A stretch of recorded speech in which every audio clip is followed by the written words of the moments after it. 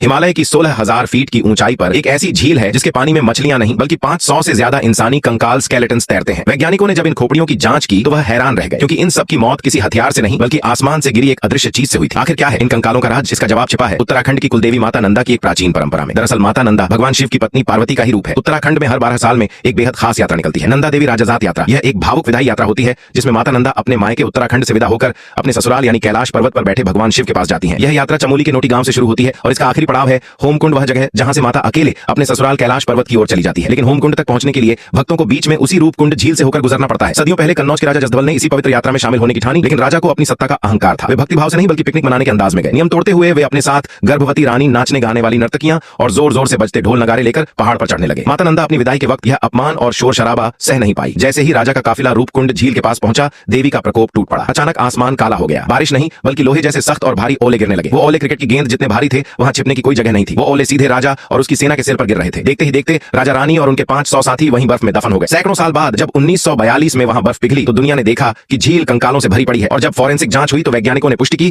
कि इन सभी खोपड़ियों में दरारें थीं जो ऊपर से किसी भारी गोल चीज ओले के गिरने से ही आई थी। ये झील आज भी गवाह है कि कुदरत और ईश्वर के नियमों को तोड़ने का अंजाम क्या होता है। कमेंट में जय माता दी जरूर लिखें।